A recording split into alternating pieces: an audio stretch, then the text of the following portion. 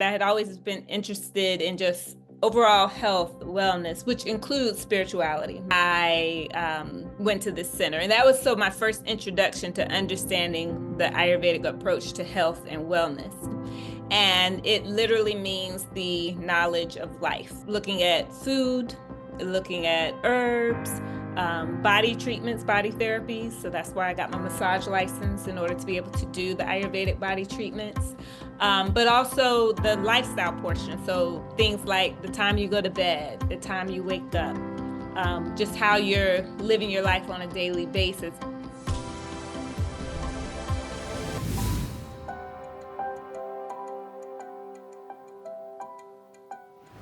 So I want to welcome Tesia Love to the show. She's an Ayurvedic practitioner. Did I say that right?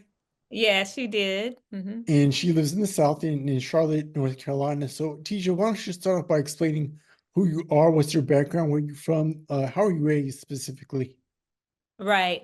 So like you said, my name is Tesia, and I have a wellness practice here in Charlotte, North Carolina, where I do Ayurvedic health consultations and massage therapy, teaching yoga, teaching dance, so overall wellness practice. And with Ayurveda is India's traditional healing system. And so that's the framework that I'm working from. It's all about living in harmony with nature. And my spiritual background, I believe is that what you said? Yeah, just how were you raised? Oh, how What? Mm-hmm. Right. So in being from the South, from the American South, I was raised in a Christian household, a household that has my parents are from York, South Carolina, which is about 40 minutes south of Charlotte. My dad grew up on a working farm until he was 12 years old. So definitely also grew up with a connection to nature, to farming. I used to work at the farmers market on Saturdays sometimes with my dad, grandfather, and uncles.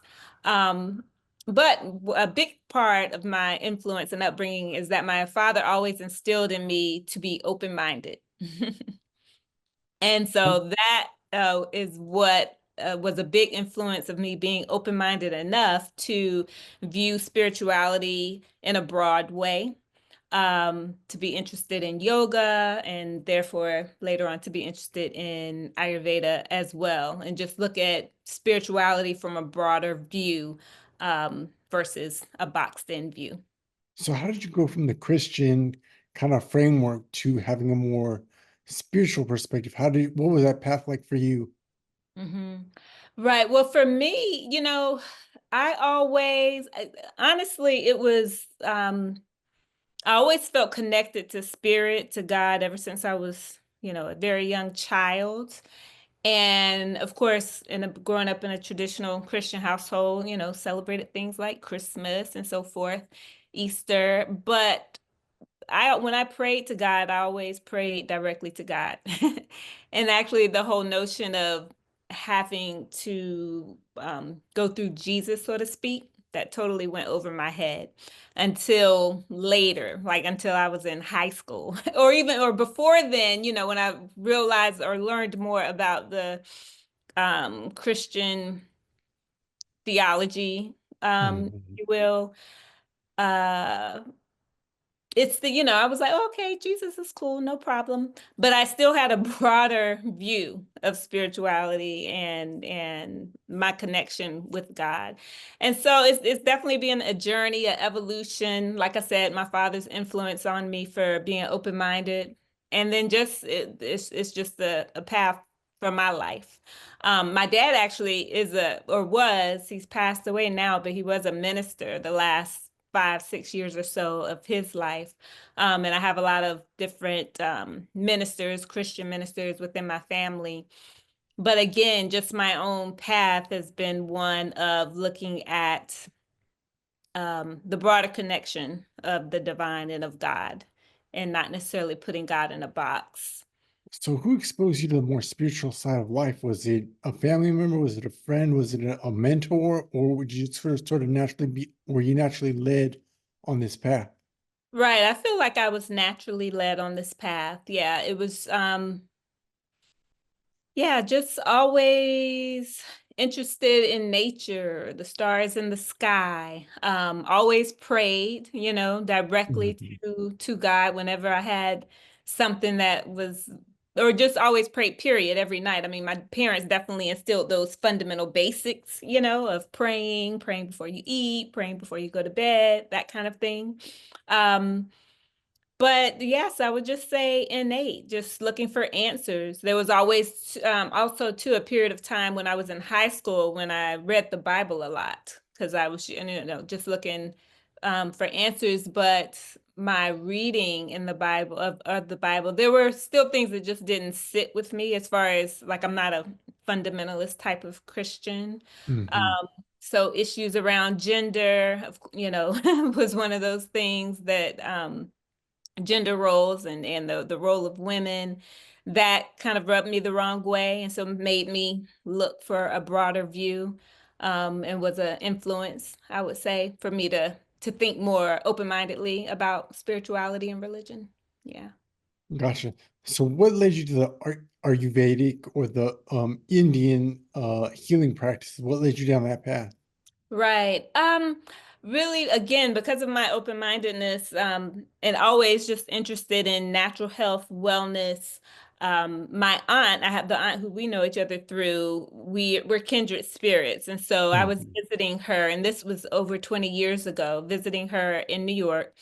And there was an Ayurveda center up there. Someone had told her about it. And so when I went to visit her, I went to this center. And that was so my first introduction to understanding the Ayurvedic approach to health and wellness, which again, like I mentioned, is all about living in harmony with nature. And it just resonated with me from the very beginning. And so the more I read about it, studied about it on my own, it just continued to sit with me. And so that combined with my interest in entrepreneurship, interested in body work, the spa industry. Eventually, I went to study Ayurveda formally. That was about in 2011. And Was it a center that you went to, or like a certificate program? What did that look like? right. It was a certificate program from a school that's called the California College of Ayurveda that is Hmm. in Nevada City, California. And there's actually a handful of schools in the US that train Ayurveda at different levels. But that's where I started, and that was back in 2011. And also, again, like I said, I had always been interested in just overall health, wellness, which includes spirituality, mind, body, spirit. And so even before going to school for training for Ayurveda, I did a yoga teacher training, all of that as well. So all of my interests and things that I do, they all are related and basically boils down to body, mind, spirit, wellness. So I want to take it back to your Christian roots. Did you consider yourself a Christian growing up, or were you just more like kind of a free thinker? How did you kind of categorize your own perspective on that? Right. Well, I mean, I definitely consider myself Christian because that was the system in which I grew up, went to church.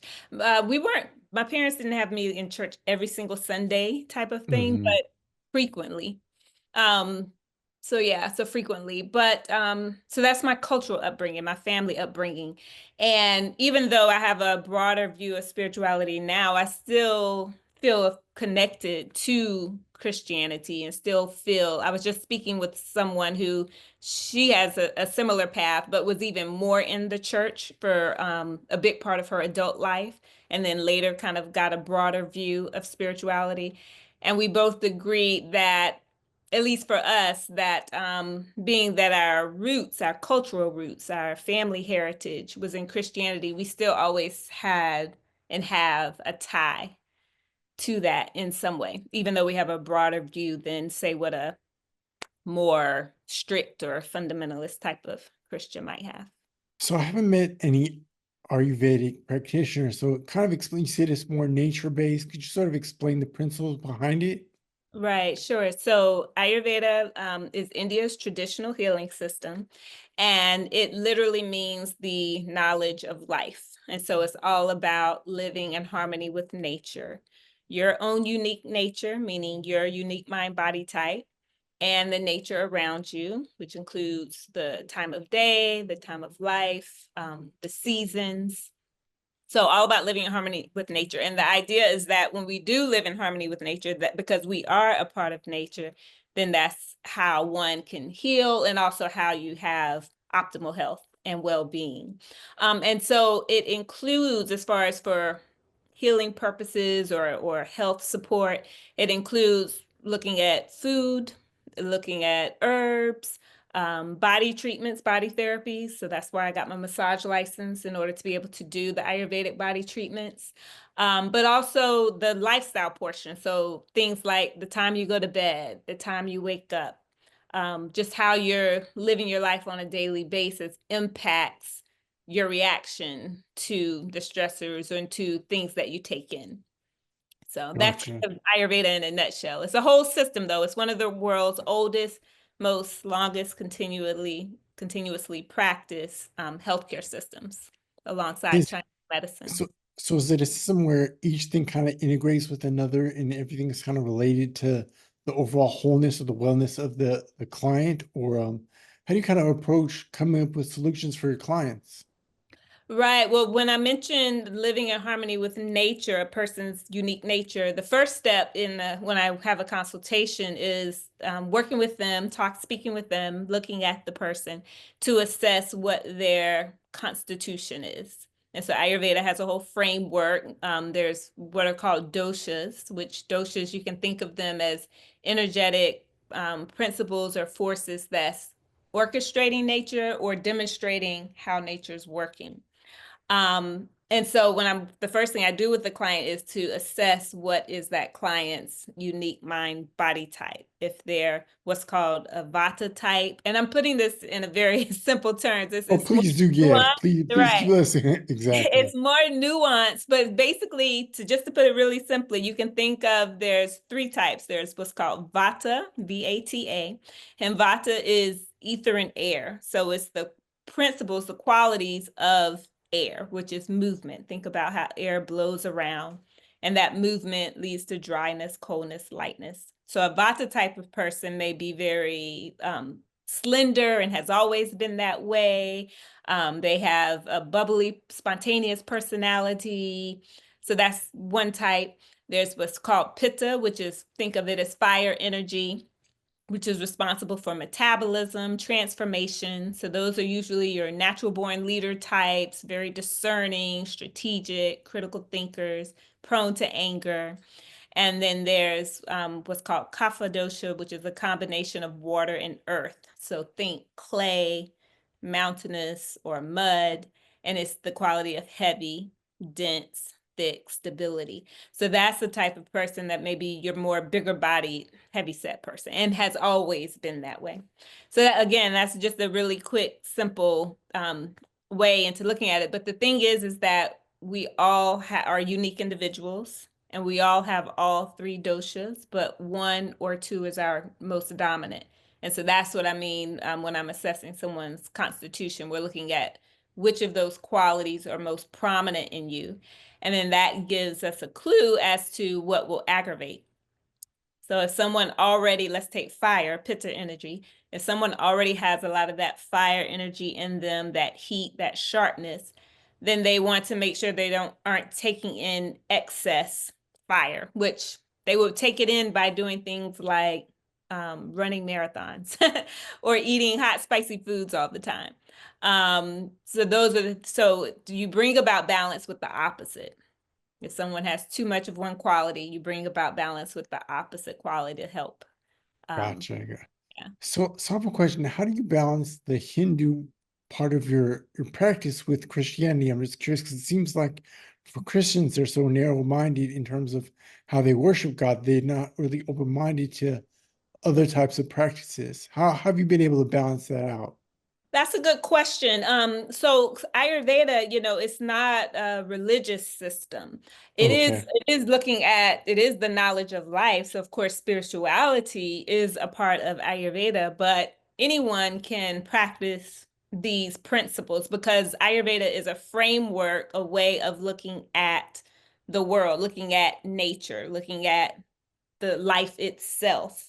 And so just like any other system of medicine, so to speak, it's it applies to anyone, anytime, anywhere. So, and so I have clients who come from all backgrounds. And so that's the thing. I mean, if a person is open-minded enough to come to me, then they're usually, they're open. But like I said, I have people who are very religious people who are my clients, who may be religious Christians. I've worked with people who are Muslim, people who um, so all backgrounds. So that's the thing. It's looking at nature. It's not a religion. And you'll hear different people. Sometimes folks will refer to it as comes from Hindu, but it's not. It does come from India, but it's not it's related in some ways, but it's not Hinduism. It doesn't come out of Hinduism. It comes out of the Vedic knowledge, the wisdom traditions within India. And if you compare it actually to other traditional healing systems from all over the world, there are lots of similarities. And the way I view it, we're all the same. Humans are all the same. And so pretty much all the different healing traditions are very, very similar. They just are explained in different ways.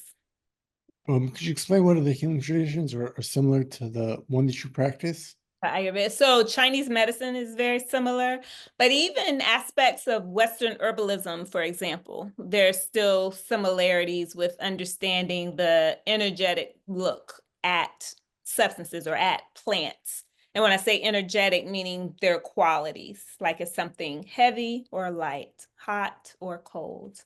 Um, there's um, there's a Middle Eastern form of traditional medicine. The name escapes me right now. I think it's called Unani Tib. But that one has very similarities. Thai traditions, the healing tradition, very much similar. So really all over the world, all earth-based traditions have great similar, include definitely, of course, African traditions as well. So, and that's what I've seen in my studies and in my research is that all of the different earth-based systems, they're looking to nature as a framework, as a guide. And of course, if you're a spiritual minded person, well, who created nature? God, the divine. And so that's again why myself, anyone, someone can benefit from this system because it's not about religion. It's about understanding life. It's just that Ayurveda gives again language and a structure, a framework that systematizes that understanding. You feel like Ayurvedic practices are um have more of a standing how do I want to say? Do you feel like Ayurvedic holistic healing practices have more staying power than Western medicine do? Like, are we moving back to a system where people are getting more open to the more traditional healing practices, or are we going to stay in the sort of Western framework of medicine, do you feel like? That's a good question. Well, the great thing about our conventional Western medicine, of course, is the science, the scientific method as we know it, structure. So, I mean, that is the standard, right, in Mhm. modern times, but it also it's a great benefit to us. It's just that but there's for a lot of different reasons, some people are of the mindset that that's the end all be all, or that if it can't be proven through the scientific method, well, then it has no value. And that's the problem. There are a lot of things now that are being proven through science, things around the circadian rhythm, which corresponds with the Ayurvedic recommendations for when to go to bed, when to wake up, all of that. So a lot of things that are in some of these healing traditions and definitely within Ayurveda are being currently proven through science. But there are other things. Ayurveda is more nuanced. I would say with a practitioner working with someone, it's also when it comes to healing work, it's about the relationship that you have with the client. And so I'm in the United States, right? So I'm not practicing medicine because that would be practicing medicine without a license. I'm educating people on the Ayurvedic approach to their health and well-being. So when I work with clients, it's complementary to their health. Many of them are of course already seeing their doctors, working with their doctors. And so this is diet, lifestyle support from the Ayurvedic perspective. And so there is an increase for sure in interest in our society in holistic health, wellness, all of that. So I think it's a matter of compliments and looking at what helps the person, not writing off traditional practices just because they haven't necessarily been proven by the scientific method. But that can support. So it's definitely a very big, a very big topic. But again, it's the way I view it for sure is one of complement and integration. So it's not a either or, it's a more additive kind of complementary kind of practice. It can complement what your doctor is prescribing or um can add to it, I guess, in some kind of way, it sounds like. Right, exactly. And especially for things where there are people who aren't seeing the benefits that they want or aren't get, or they're still struggling, they're still looking for answers. One of the things that attracted me to Ayurveda is that it has a way of explaining and understanding imbalance before it becomes disease. And so I think Mm. that's helpful because it can help a person to think preventatively about their health, um, and also help to get healthy now in a sense in order to help prevent future ailments. You hear so many conversations around modern medicine or modern the modern health industry is more um maintaining this kind of sick culture where they only treat the symptoms, they're not really solving the problem. So this sounds like it's more of a holistic approach to healing yourself or to prevent certain conditions from arising in one's body, it sounds like. Right, exactly. And that is right. That is the case that a lot of times because of again just the focus on what's proven by science, just the nature of the healthcare system and the how it's evolved over time. Yes, a more holistic system like Ayurveda is is focused on the whole person. And even Mhm. though you'll see it sometimes framed in a way about treating disease, you know, it really is about supporting the person, the individual, and supporting that person to have optimal health and well-being versus looking at a specific disease condition. Have you ever gotten any pushback from your family members about you practicing Ayurveda, or are they all supportive of this practice? Right. My family members, Hmm. that's a great question. They've all been supportive. I definitely have had folks who were and friends who, you know, they're like, "You're doing what?" You know. So yes, but what have found is many people, again, because of that spirit aspect, many people, Ayurveda calls a lot of folks because it's people are attracted to its holistic approach, to its connection or a view, look at mind, body, and spirit. You know, there's just something innate about that for us as humans, that I think draws people in. So I've had family members who are a lot of interest. I've had family members who have asked my advice on things. But I will say, you know, it's best not to work with family. It's actually best for family to, you know, find their own practitioners, just because just to take away that conflict. But for the most Conflict part, of interest. they've been supportive. Yeah. Gotcha. Where do you see this practice moving? Is it continuing to grow in the United States, or is it kind of stabilizing? What do you see about the future of the Ayurvedic practice in Right. America? Yeah, it's actually already have grown a lot in popularity in the United States. Um, One of the reasons because of its close connection with yoga. So it's sometimes considered a sister science of yoga. And so as the popularity of yoga has grown in the US, people have been exposed to or at least have heard of Ayurveda.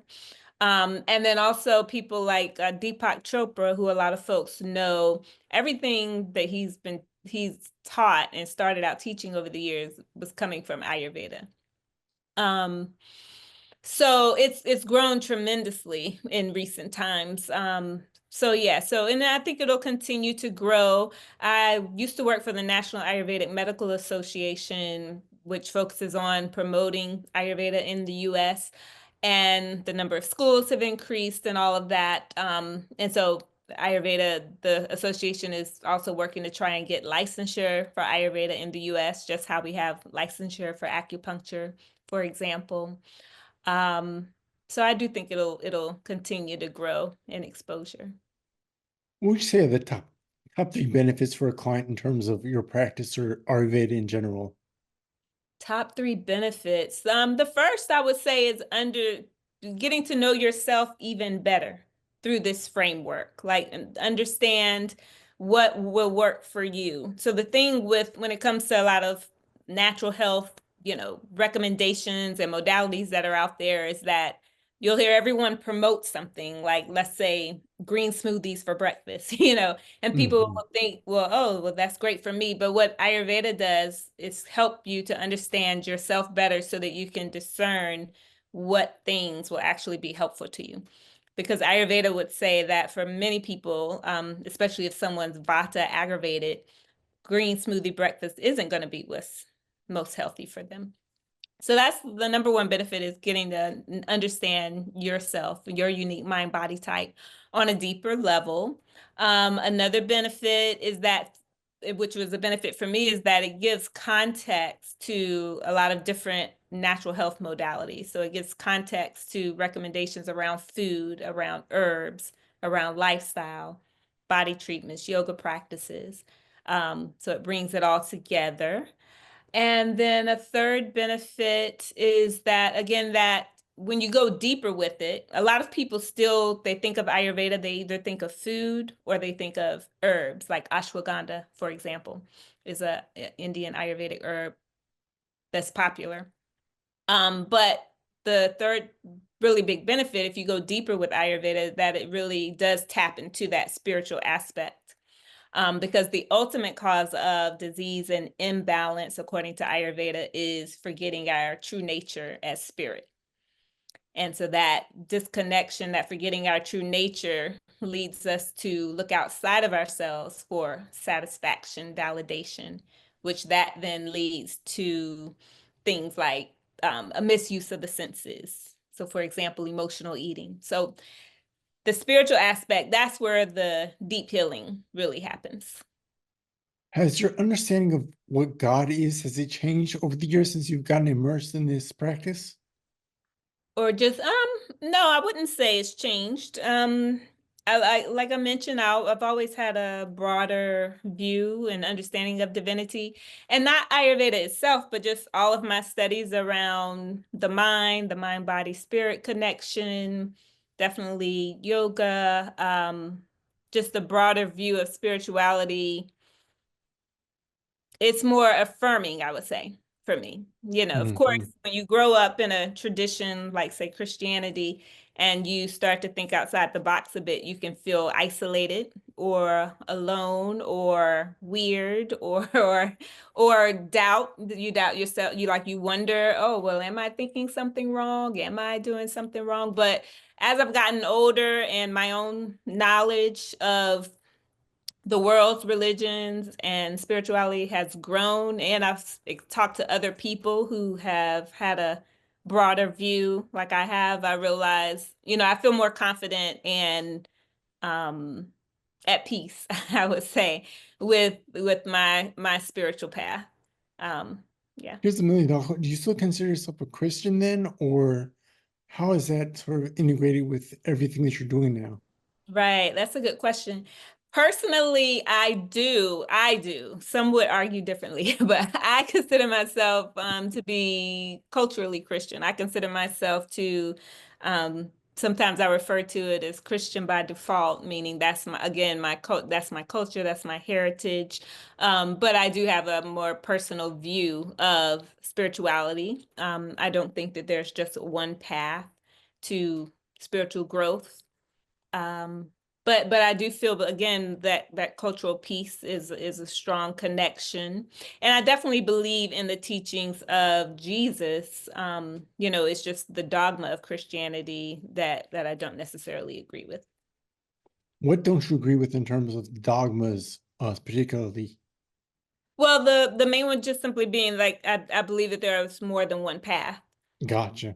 Spirituality. From my understanding, the more dogmatic Christian path is that the only way is through, believing that Jesus Christ is your Lord and your Savior. And if you don't, then you're going to hell. Like that part, I don't believe. So, Gotcha. So do you not believe in hellfire, hell, and all that as well? I don't personally, I don't worry, but like that's not something that I focus on. I don't think, we have to know all the answers or have Right. all the answers when it comes to spirituality. Some people, they do like to ponder those things and contemplate those things. But for me, again, my path is more so developing a personal relationship with God, the divine.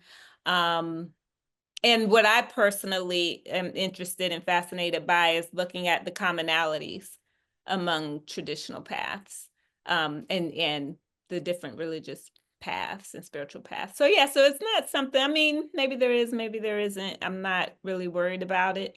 Um, I do believe in a higher power. I believe in God. Like I said, I believe there are multiple paths to God. I believe that part of our life's purpose here on earth, why we're human in here, is to grow closer to the divine, is to Mhm. gain understanding of the divine, and from the Vedic tradition, they would say that's the part of self-realization. Is like realizing that you are a spirit, that you are um, a piece of the divine manifested here on earth. So, Okay, great. So I have a few common questions. We kind of run out of time here, but it's called this the speed round. So I have a couple of questions I have to ask all my guests. The first one being, what does spiritual awakening mean to you? hmm. Spiritual awakening means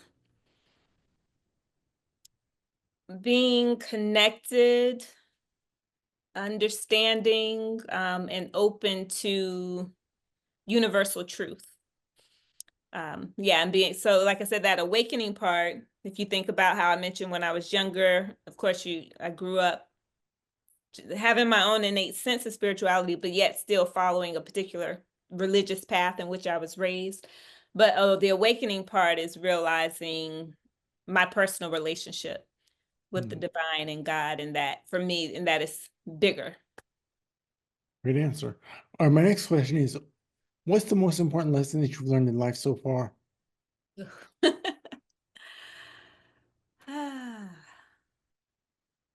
The first thing that pops into my mind is to keep learning. Yeah. Hmm, okay. And last question, what would be your advice to someone who's going through a spiritual awakening? Or maybe they're starting to question how they're raised, maybe they're starting to question life in general. What would be your advice to them? My advice would be to trust what's in your heart, meaning, I think that if people really tune in to it, sometimes it's hard to put into words, which is why I'm kind of hesitating a little bit as I speak, but at least for me, I feel like I've always um one of the ways I know tap into my intuition, my knowing, is through how I feel within my heart, and that's how I can discern what feels right and what doesn't. So because there are some paths that one could argue that can be problematic, cultish things like that. But so I would say, what's if you really tune in to what's in your heart, I think God, it puts in that knowing. And so that can help alleviate fear. And I would also say, it does help to be with other like-minded people, to other people who can affirm, the path that you're on, or at least affirm your experience of seeking more answers to your questions. Okay. Teacher, if someone wanted to get in touch with you, find out more about your practice, just had some questions for you, where should they go? They can go to my website, which is my name, tesialove.com, Tesia love.com. And that's where you can find out more about my work. I'm also on social media, either at Tesia Love or the handle Tesia Love Wellness. Tisha, I want to thank you so much for sharing more about Ayurvedic practices and what it entails. And thanks so much for sharing this information with us. I think the audience will benefit greatly from it. Right. Thank you. Thank you for having me.